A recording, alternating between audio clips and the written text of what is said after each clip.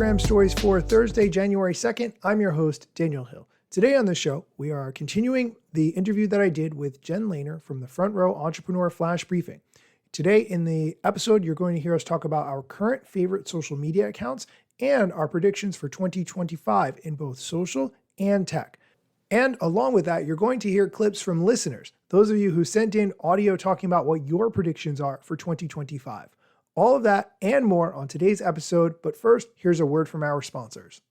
Welcome back. Here's Jen Lehner and I talking about our current favorite social media accounts, and then we'll get into our predictions for 2025.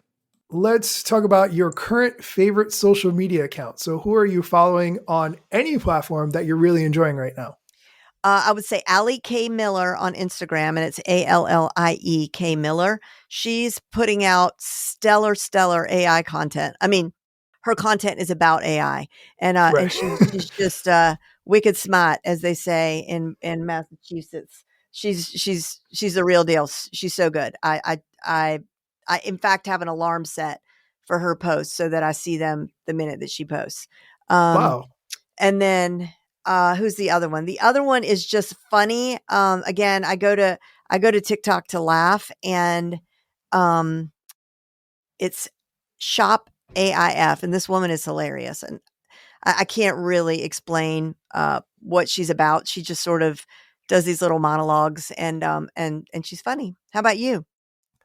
I have been following Subway Takes, which is, if you haven't seen it, a account where they do interviews on the subway in New York City, and they hold up the little Metro card and they clip the microphone behind the Metro card. So it's kind of a unique take. And the way they do interviews, they started with sort of just random people asking them questions, getting their opinions on things. And now they've kind of moved up to famous people.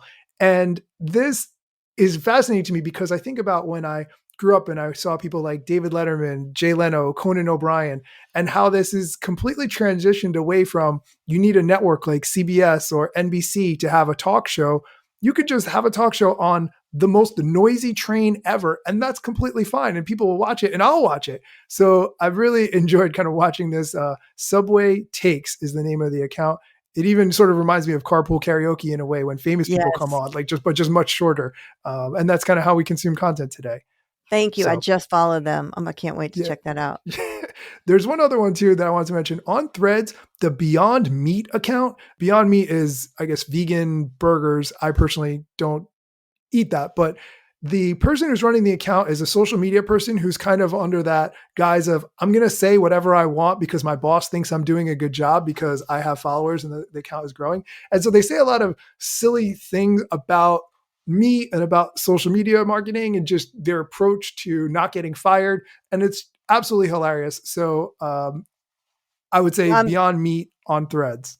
All right. Well, I am vegan and I just followed them now too. So thanks for that. Okay. Yeah. We'll link to all these in the show notes. So if you didn't catch it, you can follow all these people in the show notes. And another one popped to mind that's very irreverent, that just came out of nowhere. And it was the the Nutter Butter cookies. Yes. Oh my gosh, that was just wild. And that's all I'm going to say. Just link to Nutter Butter, and then our listeners can go and check it out if they haven't already. Give them a little context. Give them a little of the story. It was a very bizarre, like acid trip kind of like content. It's just bizarre. Like what is happening? And so maybe you could even say it's like avant-garde. I don't know, but it was very strange, but really compelling. And then they ended up getting just, I don't know, surely over 1 million followers.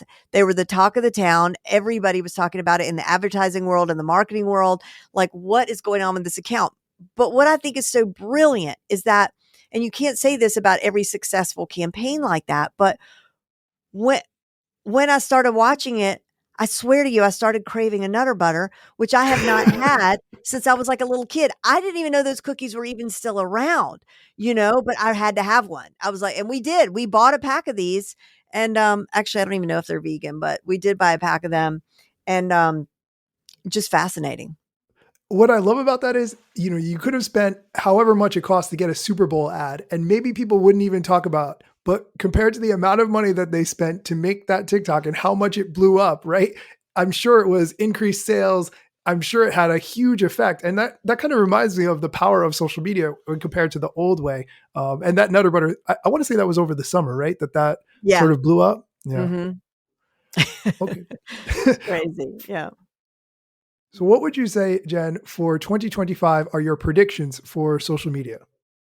I mean, looking what's happening with everybody fleeing X and, uh, for me, it also feels like Facebook is less active than it was. I mean, just from my own place in the world where I sit, I think people, want more of their feed to be organic, like what they wanna see as opposed to the old I think they want more community. I think they want more stuff like Mhm. Blue Sky. So I think we're gonna see that, but honestly, I've just been so focused on AI that AI can't affect all things the way it is and not also affect what it is we're gonna end up doing on social media.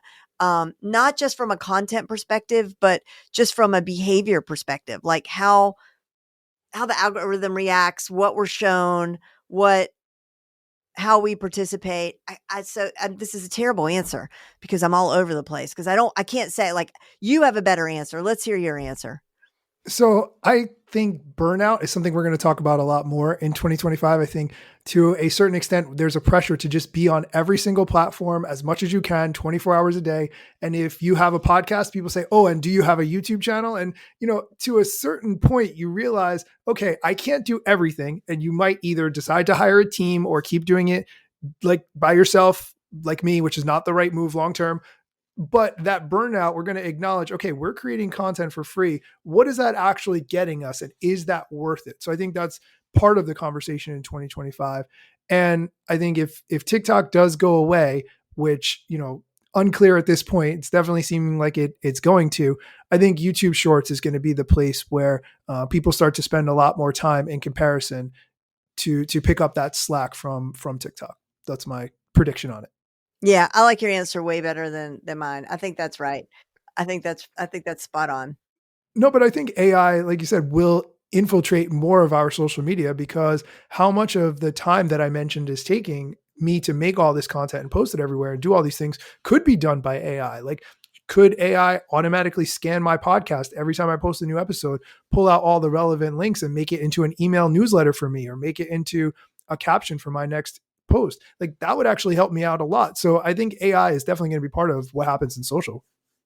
Well, I think I know. I mean, it's just 100%. It definitely will be. And the more people start to understand that we don't have to be super techie to use AI, that this is all about natural conversation. That's why what makes it so amazing is that like everybody's content is going to be in some way influenced by AI, but in terms of the actual platforms and like how we use them, how we prioritize them, that is the part where I really can't even imagine it.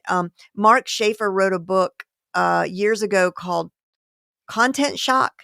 And his premise was basically like, we are going to reach a point of just like explosion or implosion, right? Like that we can't take this amount of content, that it's just, we're going to reach some sort of tipping point. And I'm wondering if, because, all right, so yeah, AI influences all of our content creation, um, making it easier for us to create infinitely more content with a click of a button that we ever could. We could take one podcast and from that spin off 20 pieces of long form content with AI, right? So then if ever there was going to be content shock or implosion, I would think the time is now, And so I don't know, but I can't imagine what that exactly looks like. But, to your point, burnout is a good word, right? Because it's going to be burnout from all of it, creating it, consuming it. I don't know, but Mm, we'll have mm. this conversation again at the end of next year and see where we are. It'll be fun to actually play this, and then we're gonna Oh, have to make it a tradition, right?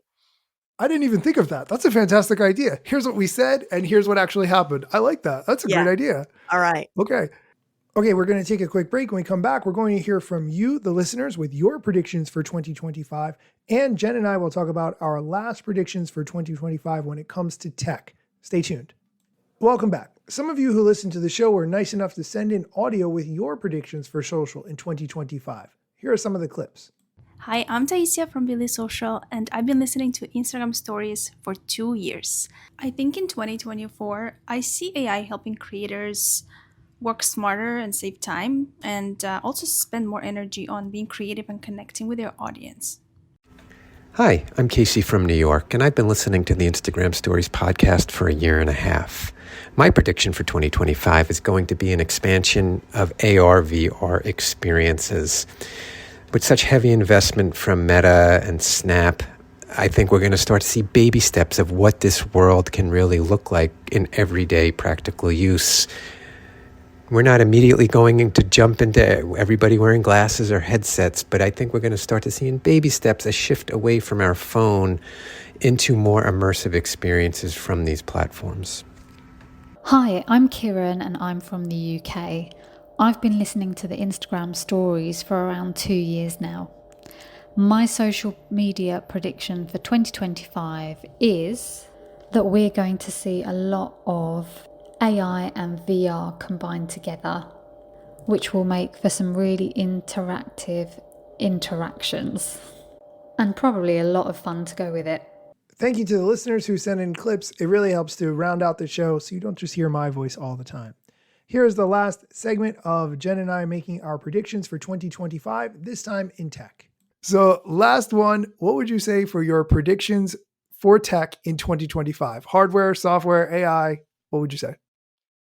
Agentic AI. I think it's all about agentic AI, where right now AI is like, it can do lots of automations, but the agents are going to be able to, we give it a goal, then it takes the goal and then it has to map a path to get to the goal. And then it actually does the thing. And I think that's going to happen a lot. And then wearables, I think, are going to continue to be a thing. You know, from my glasses, I also ordered this thing called Applaud, not Applaud. It's Plaude.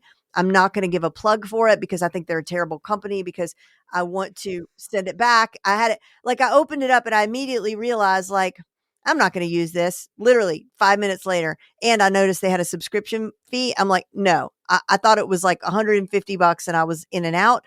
No. So they have their policy is 30-day money back guarantee for whatever reason. Oh, no, no, no, no. They're giving me such a runaround. It's like, it's driving me nuts. Oh, it's making me so mad. But my point is, this is a thing you could put on your wrist or wear around your neck. And the idea is that you can sort of document every single aspect of your day and your life. It's a recorder that transcribes. Well, our phone, my Apple phone, I know you have an Android, but I don't know why, but my iPhone but my iPhone can now, and everybody's iPhone can now, in voice notes, it automatically transcribes your voice notes. So I don't need this thing. And but the fact that they made this thing and people are wearing them, and then, you know, our health, I've got my Diva ring on that monitors every single thing of my, you know, in my body. I think that's going to continue to be a big thing in the market. How about you? Yeah. I was actually thinking a lot about the AI connections to other things, similar to what you said, and reaching that point where it can accomplish goals, much like a virtual assistant or an actual assistant. If you had one, you can say, you know, find me a vacation and book the flight and book the hotel and send it to my phone so I can just approve it or whatever. And even the smart speakers that we've all got in our house that can kind of answer a basic question, but can't actually do very much apart from turn on the music, turn on the lights, for that LLM, whatever AI, to actually be able to do those tasks, like book a flight, buy a gift for your spouse, whatever. That's something I'm really hoping finally happens in 2025, just to be able to take these technologies and just put them all together, whether it's APIs or whatever technology on the back end needs to make that happen. But that's something I'm really looking forward to seeing in 2025. Yeah. And to all your examples, I mean, I think it'll be like this. It'll be like, didn't you just have an anniversary, like your 10-year anniversary? I did. It's actually, it's 19 years. I reached a point where I felt like that makes us sound old. So I started counting backward in the caption every year. And my friends keep sending me messages like, why is the number going down? And I'm like, don't worry I'm sorry if I'm distracting. Please continue. That is very funny. Okay, well, happy anniversary. Happy 19th Oh, thank year. you. Next year, so next year, Agentic AI will totally be around, and you're gonna say, "Hey, book a trip to London. And we want to stay in a 5-star hotel, and it's our 20th anniversary. So I want to have, I also need to get my wife a gift. So if you could have delivered over to the hotel, a bobblehead of Yoda wearing, I'm just trying to think of like stuff I've seen you post in the past, but, Yeah, yeah. and a chocolate cake with this written on it, Yeah, and that kind of thing. And then like the things it will happen. It will do right. the things for you.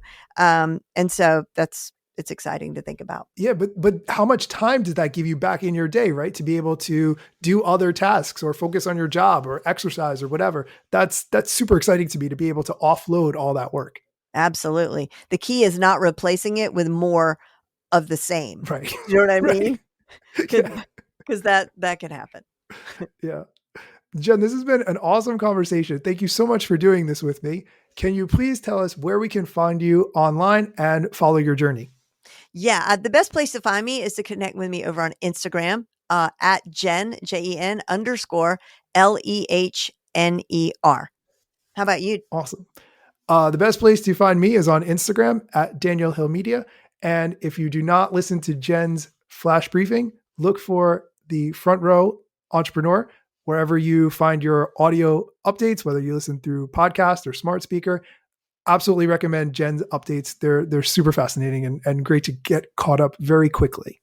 Thank you. And we got to shout out your flash briefing, the Instagram stories. Yes, It's you for can the find S, that. right? Yeah, exactly. You can find that on Apple Podcasts, Spotify, YouTube, wherever you get your audio. Awesome. Jen, thank you so much for doing this. Thank you, Daniel. Okay, that's it for my interview with Jen. I promise to be back with a actual news episode in the very near future, just as soon as there's actually some news that is happening in the social media world that I think you need to know about. As always, thank you so much for listening. And if you like this content, please go on Apple Podcasts and leave a review. I link to how to do that in the show notes so you can get there directly. Thank you so much for listening. Let me tell you a couple things that you should know about me. A product manager, but do not have a bachelor's degree. But actually, that's factually a fraction of me. Another fraction's posting content irregular and irrationally. Still probably won't get a job at the Gram. They forgot, they don't know, or don't care who I am. That's why you never see me at the parties and events. My lack of followers must make me irrelevant. Don't have a course, a book to sell to make a bag of grand. Not a social media marketer, don't represent any brands. Plain to see, don't have an agency, but I got a lot of spam. Just putting in my work, without the glitz and glam. Won't catch me eating fish, unless it's shrimp or clam. No 6-pack, no risk that, there's a gym card in my hand. Don't have a full-time job, but I got a lot of plans. Stay plotting, dropping knowledge on TikTok and Instagram.